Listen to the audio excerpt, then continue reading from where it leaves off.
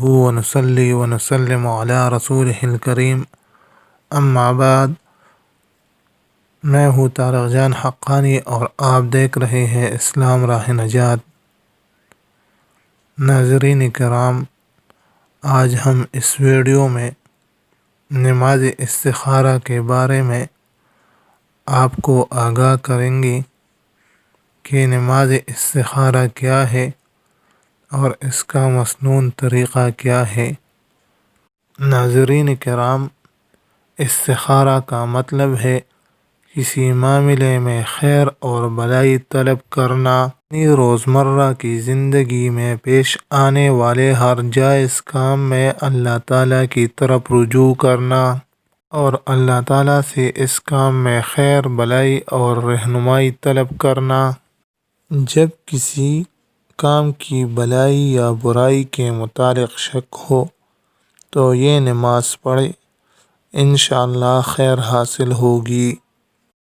استخارہ ایک مسنون عمل ہے جس کا طریقہ اور دعا نبی اکرم صلی اللہ علیہ وآلہ وسلم سے احادیث مبارکہ میں منقول ہے۔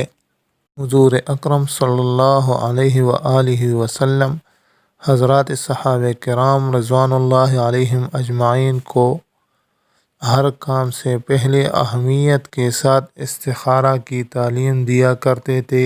حدیث مبارک کے الفاظ پر غور فرمائیے۔ حضرت جابر بن عبداللہ رضی اللہ عنہ فرماتے ہیں کہ رسول اللہ صلی اللہ علیہ وآلہ وسلم ضروری کاموں میں استخارہ کرنے کی ہمیں اتنا اہتمام کے ساتھ تعلیم دیتے تھے جس اہتمام سے آپ صلی اللہ علیہ وآلہ وسلم ہمیں قرآن مجید کی کسی سورت کی تعلیم دیتے تھے۔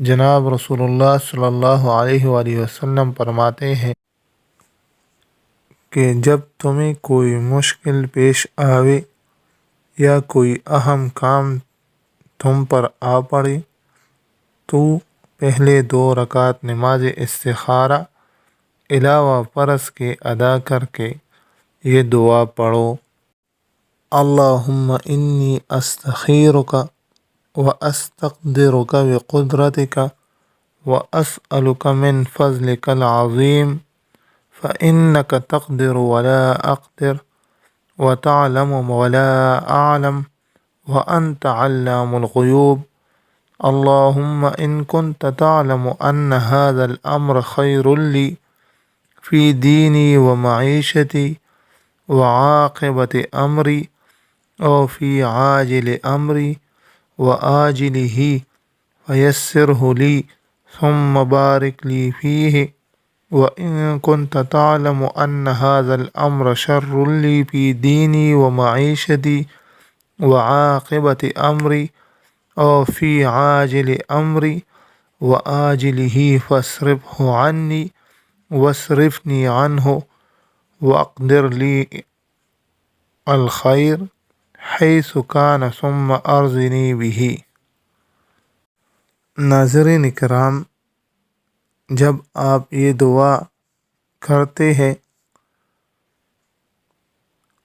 اور آپ حاضر الامر پر پہنچے تو اگر اب ربی جانتا ہے تو اس جگہ پر اپنی حاجت کا تذکرہ کرے، یعنی حاضر الامر کی جگہ اپنے کام کا نام لے لے۔